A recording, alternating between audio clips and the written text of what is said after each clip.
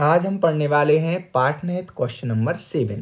Question है Cr2+ और Fe2+ में कौन प्रबल अपचायक है और क्यों। सबसे पहले मैं आपको बता दूं, इसमें प्रबल अपचायक पूछा गया है। अपचायक क्या होता है? अपचायक वह होते हैं जो जल्दी से इलेक्ट्रॉन खुद रिलीज करें, है ना, और दूसरों का क्या करें, अपचयन करें। अब देखिए एक एग्जाम्पल मैं आपको बताऊं। मान के चलिए कि एक ए तत्व है और एक एम तत्व है। ये दोनों धातुएं होती हैं, धातुएं अच्छी अपचायक होती हैं, अपन ये मान रहे हैं। अब मान के चलो अगर ए है जो वो जल्दी से एक इलेक्ट्रॉन रिलीज कर रहा है, ठीक है, और यहाँ पे इन्होंने एक इलेक्ट्रॉन रिलीज कर दिया। जो एम वाले भैया हैं, एम वाले भैया थोड़ा सा देरी कर रहे हैं इलेक्ट्रॉन रिलीज करने में। मान के चलो इसको थोड़ी सी एनर्जी दी और यहाँ इसने एक इलेक्ट्रॉन रिलीज कर दिया। इसको एनर्जी थोड़ी ज़्यादा देनी पड़ी, तब इसने इलेक्ट्रॉन क्या किया, रिलीज किया। तो हम कहेंगे बताओ इन दोनों में से अच्छा अपचायक कौन है। तो आप कहोगे कि ए वाले भैया ने बहुत जल्दी इलेक्ट्रॉन दिया है, इसलिए हम कहेंगे कि ए वाले भैया हैं जो वो अच्छे अपचायक हैं। अब आते हैं अपने क्वेश्चन पे। ये कंसेप्ट रहा, इतना समझ में आ गया। Fe+2 की तुलना में Cr2+ एक प्रबल अपचायक है। Cr2 से Cr3 बनने में D4 से D3 परिवर्तन होता है, किंतु Fe+2 से Fe3 में D6 से D5 में परिवर्तन होता है। लेकिन जल जैसे माध्यम में D5 की तुलना में D3 अधिक स्थायी होता है।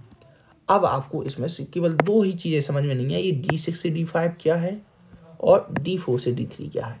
तो अब हम इसको समझ लेते हैं। अब देखिए, जैसे मैं कहूं इसका अपन इलेक्ट्रॉनिक विन्यास लिख लेते हैं पहले।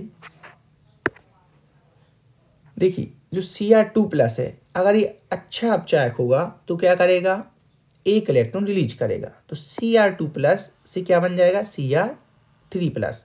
इसी तरीके से Fe2+ भी एक इलेक्ट्रॉन रिलीज करेगा और Fe3+ में कन्वर्ट हो जाएगा।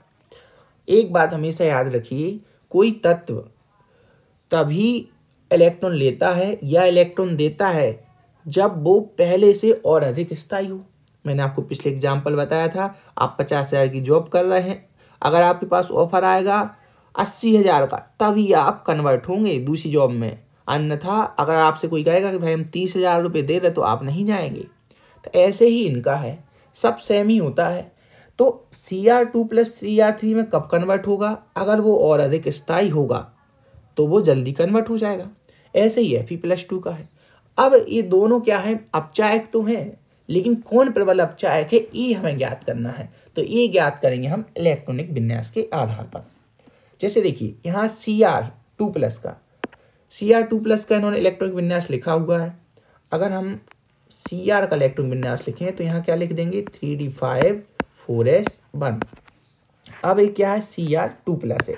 जब Cr2+ है तो दो इलेक्ट्रॉन निकालने हैं। दो इलेक्ट्रॉन में क्या होगा कि एक इलेक्ट्रॉन S से चला जाएगा, एक D से चला जाएगा। तो यहाँ पे कितना आ जाएगा, 4s 0 और 3d 4 आ जाएगा। अब Cr2+ से क्या बन गया, Cr3+। तो एक इलेक्ट्रॉन और चला जाएगा, तो यहाँ पे D में क्या आ जाएगा, 3 इलेक्ट्रॉन आ जाएगा।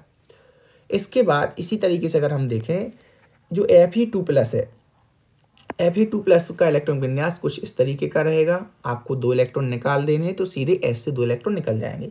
फिर आपको एक इलेक्ट्रॉन और निकालना है, तो जो D में 6 इलेक्ट्रॉन हैं वो कितने बचेंगे, D में 5 इलेक्ट्रॉन बचेंगे। तो यहाँ पे जो D5 है, ये आप जानते हैं कि D में 10 इलेक्ट्रॉन बनते हैं, D उपकोष में 10 इलेक्ट्रॉन बनते हैं। यहाँ पे कितने इलेक्ट्रॉन है, 5 है। अतः D उपकोष क्या है, अर्धपूर्ण है। कोई भी चीज़ अर्धपूर्ण है तो वो स्थायी होती है। और लेकिन अगर आप ऊपर की तरफ जाएंगे, ऊपर की तरफ एक कंसेप्ट और बोल रहा है, मैं आपको बताऊं, जैसे मार्क करके बताऊं मैं आपको। जो D है ना, D कक्षक का क्या, D जो D है, अगर आप D को देखेंगे, D को दो भाग में बांटा गया है। एक है T2G और एक है EG।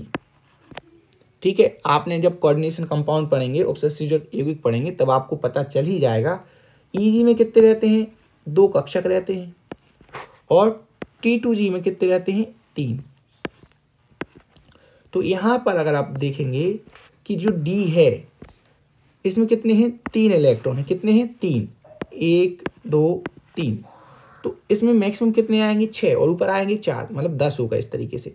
तो यहाँ पे 3 है, तो ये जो है ये क्या है, अर्धपूर्ण है। T2G कैसा है, अर्धपूर्ण है। यहाँ पे मैंने लिखा भी है T2G कैसा है, अर्धपूर्ण है।